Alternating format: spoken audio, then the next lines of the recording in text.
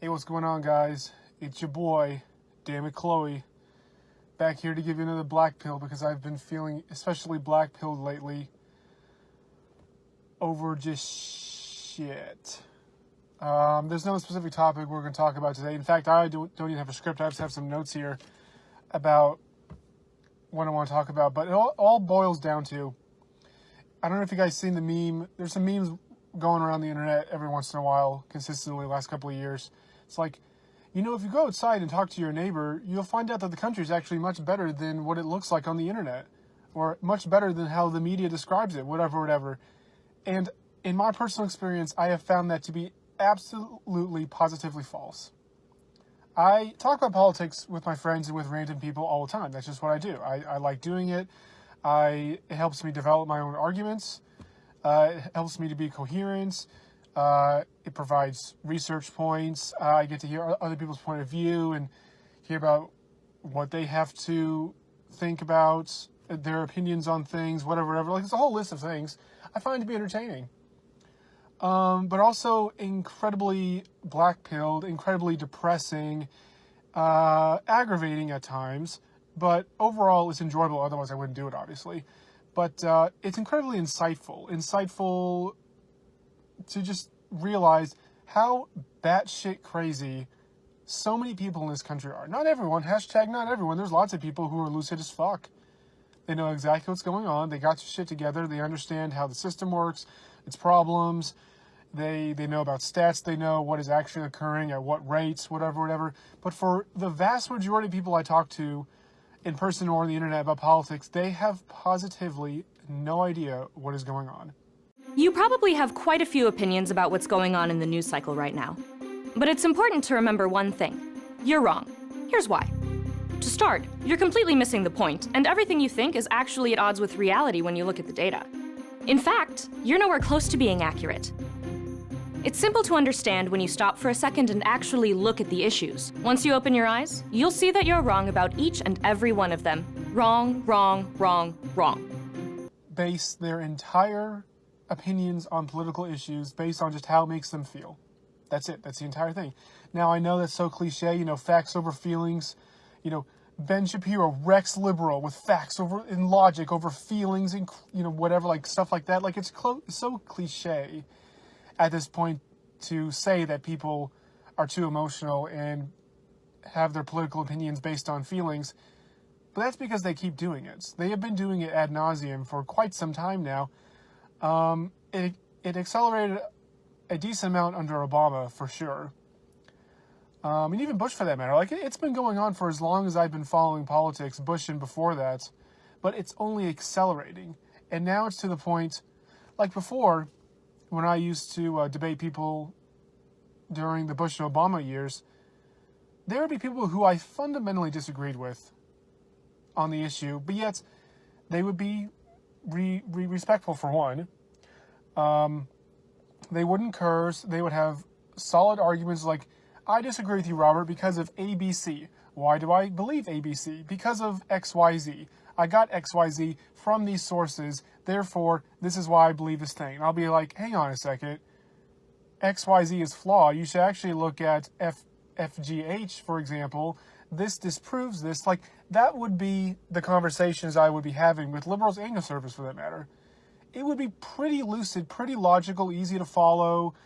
It would make sense. It would be coherent. And at the end of the day, most of the time I didn't persuade them. Sometimes I did. Sometimes I persuaded other people who listened to the argument or saw the argument. And sometimes no one would change their mind, but at least I would understand their point of view. I sound like an old person reminiscing about them good old days, back when people were less assholic. People have always been assholes, don't get me wrong. People have been assholes since the beginning of time. Cain was an asshole, for Christ's sake, Like, I'm not saying that, before Trump got elected, there were no assholes. And there are plenty of fucking assholes. There were just less of them, or they were just less asshole in their ways.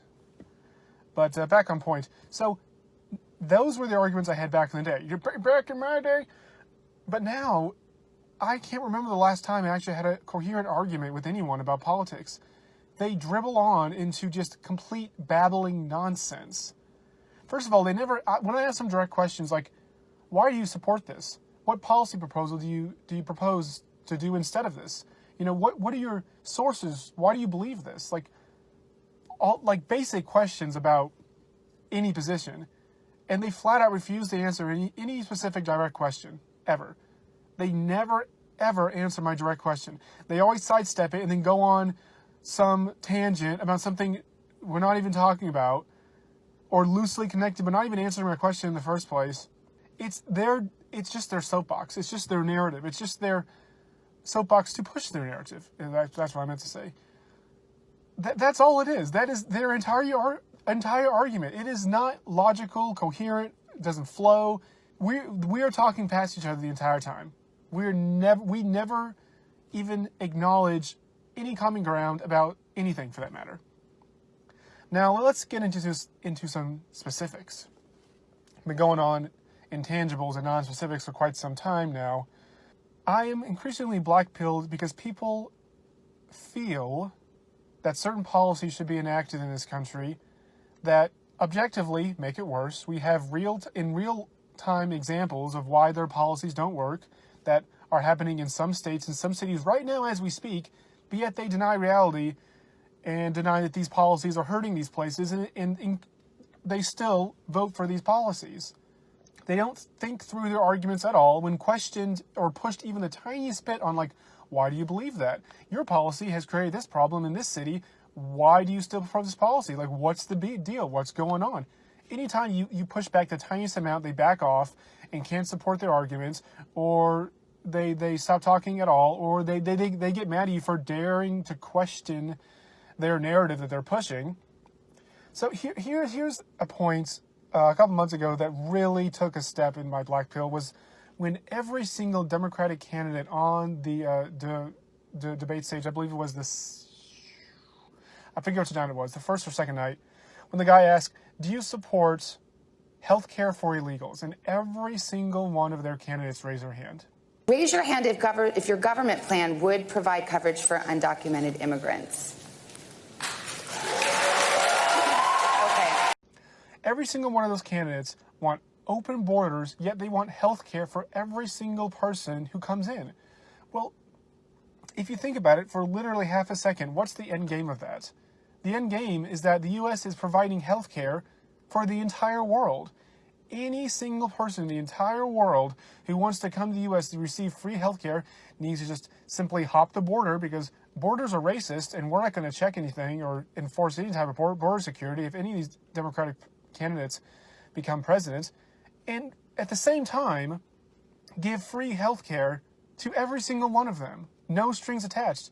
Are they paying into the city and state funds that fund all this health care? No, they're not. They're illegal. They can't pay taxes. By definition, they can't. All their jobs are on the black market. They just receive cash or a check or something. They don't get taxed on their income. Or state tax, everything like that. They pay sales tax when they pay things in cash. They don't avoid that, but they don't pay into the system that they're benefiting from. And you want to do that for the entire world? That absolutely positively doesn't work. You can't have open borders and free healthcare for all illegals at the same time. It will crash the system. Any country who has tried that has crashed and burned.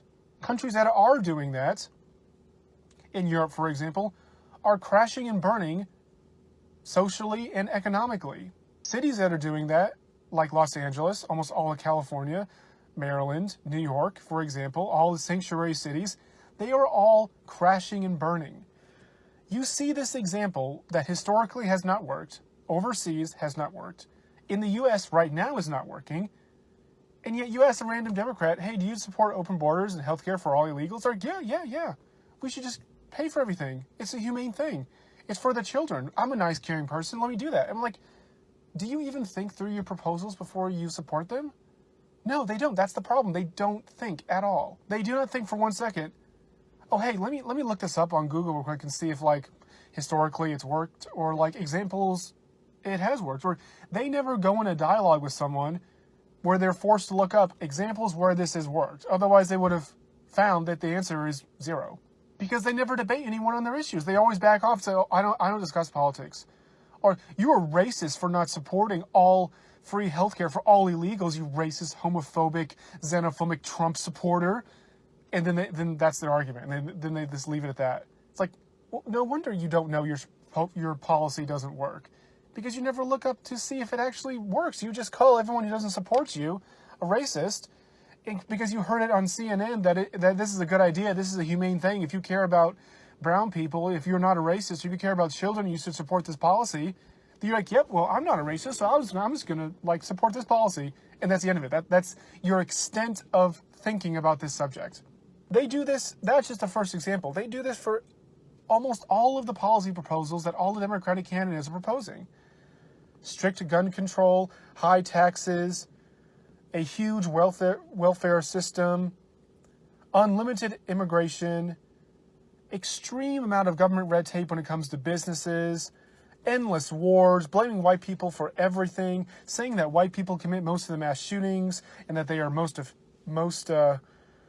the hate groups. Like, every single one of these things can demonstrably be proven incorrect or doesn't work.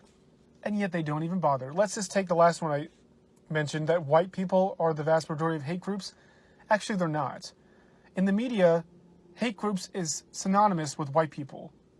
They act like white people are the only people that can be hateful. They constantly talk about white nationalist groups, alt-rights, racist KKK people, white supremacy,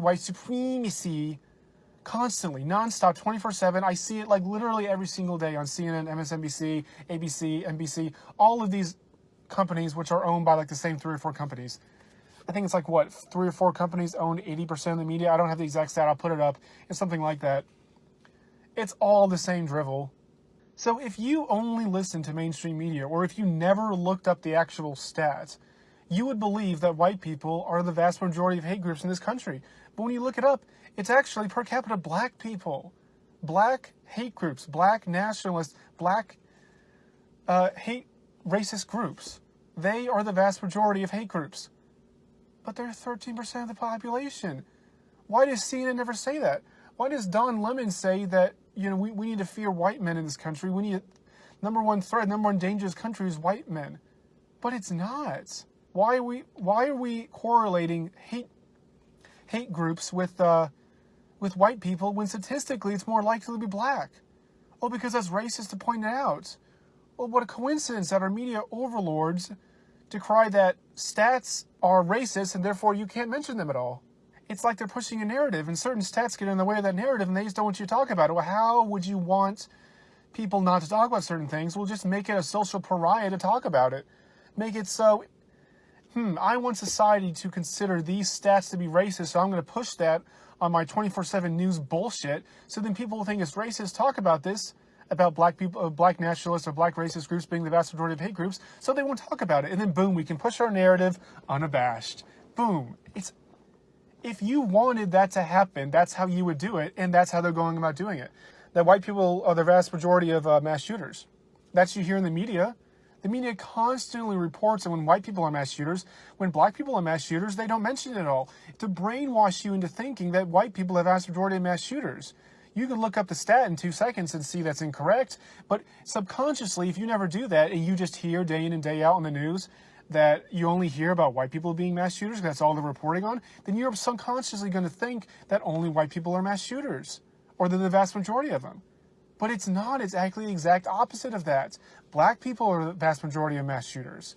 Well, then why does the media never report on them? Why does the media only report whenever white people are mass shooters? Because they have a narrative. They have an agenda. They want to brainwash you into thinking a reality doesn't actually exist. And we can go through all the things I mentioned before. Endless wars. Blaming white people for everything. Unlimited immigration. All these things are horrible, horrible ideas. But the media brainwashes you to think that they're good ideas. So we have millions upon millions upon millions and millions and millions and millions of Democrats voting for these policies, not knowing that it hurts them, it hurts the whole country. They have no idea. They have absolutely, positively no idea, because they never look up the stats for themselves or examples of why this policy is bad, or anything for that matter. That's why I'm so black-pilled on my neighborly Americans that I talk to, because they're batshit crazy. They believe in the most ridiculous policies that I've ever heard. It just gets more and more ridiculous every year. The Democrats and the left are getting more radical every year. Bernie Sanders, just 3 years ago, was the most radical politician I've ever seen. And now he is not radical enough. He's getting pushed out by Elizabeth Warren. Just 3 years, which is a smidget of time. Seems like 2016 was just yesterday. Fast forward 3 years, and the most radical politician on the left is now no longer radical enough to win the nomination. He's not going to win. Originally, I thought Kamala Harris was going to win. I thought she had the diversity thing in the bag. She was a woman of color. I mean, she had the sex down and she had the race down. I thought she was a shoo-in, and then she completely fumbled the debates. So now I'm going to put my money on Warren. I think Warren is going to suck Sanders' supporters from him as he rambles on in the nonsense. And she's going to push Biden out because Biden is dementia and Alzheimer's and can't form a coherent sentence for 2 seconds. So I think she's going to be the nominee. She's more radical than Sanders. And then in a couple of years, someone's going to out-radical her, and then she's going to seem moderate by comparison. It's just... And Biden, who's radical as fuck, he's even more moderate than Sanders or Warren. And then Gabbard, who's more, the most centrist of all, she would be considered far left just 20 years ago in the 90s with her anti-Second Amendment spiel, her stick, whatever you say it. She would have been considered radical compared to Clinton. But now she's the most moderate person. Where is she? Oh, she's not allowed to debate. We can't have her radical centrist ideas in Democratic debates. We need more of Warren. But back to the black pill. So that's it in a nutshell. We have all of these crazy, crazy people running around this country, believing all these things that flat out don't exist, believing all these things that are good that objectively aren't, because they never even bother to look anything up about anything. They just listen to CNN and Don Lemon and Chris Cuomo and Anderson Cooper to spill their drivel day after day after day about all these things, and they just make up shit. And they fall for it. They fall for it so fucking easy. I mean, it's just like, what's one of the first things I looked up? I remember being in, like, middle school, and Bush was like, Iraq helped the Taliban do 9/11, so that's why we're invading them. And then I was like, wait, but I don't remember, like, hearing anything about this, between 2001 and 2003. Like, what evidence do you have of this? Like, I was thinking to myself, like, I don't remember hearing this. Did I miss something? And I looked it up on the primitive internet using AOL and everything. The AOL search. I think it was AOL search. Yeah. AOL homepage. Yeah, those are the days. And then I'm like, wow, I can't find anything. I cannot find a single piece of information saying that the Taliban helped, Iraq helped the Taliban, that Saddam Hussein helped the Taliban. I just can't find anything. In fact, they don't even like each other. Then they're like, Iraq have weapons of mass destruction. They have nukes. That's what I remember. Like, Saddam has nukes, and we're going to take him out before he launches nukes at us. Wait, but I don't remember anything in the newspaper saying they had nukes. What are you talking about? I couldn't find anything. I looked up the newspaper on the internet for past editions. Couldn't find a single damn thing. I'm thinking to myself, just like, how is it that I can't find anything? Well, because there was no evidence. The media was just brainwashing people. So me, at the tender age of 12, could conduct research enough to figure out that was all bullshit. Why can fully functioning adults who have had the internet longer than I have, for that matter, why can they not figure this out? Why can they not research things? Everyone's on the internet now. Even the most basic of phones have internet. Why can they not do it? Because ignorance is bliss. They don't know what they don't know. That's why they're not black-pilled. When you know what I know about all of this bullshit and how our country's going down the fucking tubes, how can you remain optimistic? I mean, it's just like, if some of it wasn't true, they'd be like, okay, that kind of sucks, it's kind of annoying, but at least these things we got going for us, so I think we'll be okay. It's like, no, like, almost every single point, from jobs to the debts to infrastructure not being fixed, to the climate being wrecked, to the demographic change bringing about the one-party rule, with the racial tensions being as it is, with whites not going to be a majority. We have all these minorities who hate our guts and take away our rights all the time. How can you remain optimistic when all of that, and that's just a 30-second spiel, obviously, like Black Pigeon Speaks and Nick Fuentes, they do much more in depth of the black pill, of why they're black pilled. That's just a short of it, obviously, because I don't have time to go into that. I'll be here for hours. I've talked about black pill stuff before, obviously, and other channels have talked about it more, of why that's a term now. Because the future is so bleak that's just like, you know what, there's just no way. We've already passed the point of no return. We could have possibly fixed it half a decade ago, whatever. Some people have different timelines of when we could have turned things around, but it's just, there's too much going wrong. There's just too much going wrong too fast. Trump has stalled it a little bit with some of his policies, but he's not fixing the huge problems like infrastructure or the debts or bringing the troops home. He's not fixing those existential problems. With the demographic change, Republicans are going to have harder and harder time to win elections. As soon as it's going to be a one-party rule, the Democrats are just going to win everything without even trying, simply through demographics, because minorities vote for Democrats 4 out of 5, a ratio of 4 to 5. They don't have to try. They don't have to put forth any policy. They just have to say, I'm Democrat, and then boom, they get 4/5 of the vote without even trying. Because that's where we're headed. We're headed towards a country with a one-party rule where the party gets everything it wants, the Senate, the House, and the presidency, and sooner or later the Supreme Court picks, without even trying, simply through demographics. Because no matter how much Democrat policies hurt minorities, still vote for them 80% of the time. It doesn't fucking matter. We're going to have all these problems, like right now, in my state, we can still own guns. The only reason why is because the Republican Senate voted down all of Northam's stupid gun control policies. But what's going to happen once the demographics change and then Democrats have control of the Senate? Well, then that one thing that was keeping our right to bear arms intact is now gone. There will be no Republican Senate to vote down Northam's gun control policies. And when Northam's gone, a Democrat's going to win governor again because of demographics. Then they're going to railroad all these gun control policies, and then boom, Second Amendment here is dead. Same thing with open borders. Same thing with higher taxes. We're never going to see lower taxes in my lifetime. Democrats just vote to just increase. The government red tape's never going to go away. For businesses to be able to spring up here better or easier, there's just going to be more government red tape, lower wages, stifling small businesses, limiting job opportunities because businesses can't grow. The wars are never going to stop. Like with all of that overwhelming evidence, how can you not be black-pilled? How can you not be pessimistic? How can you not be saddened about the direction this country's going?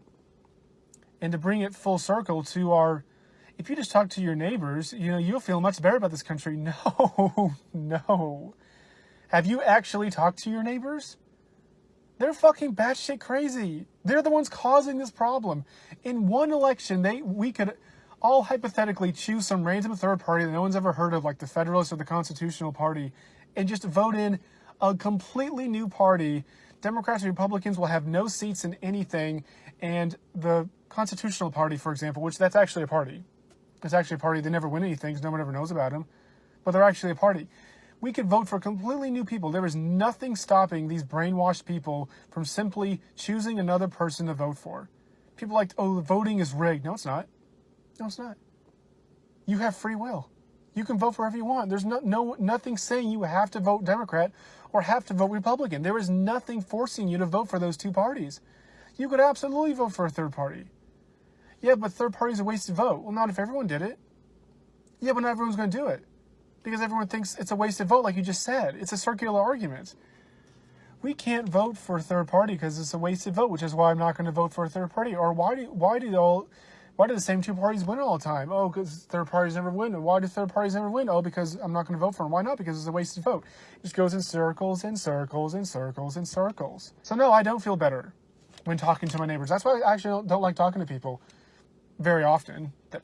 I like talking to them about politics, like I said in the beginning of the video. But overall, I don't like talking to people. They're fucking batshit crazy. They are so fucking loony.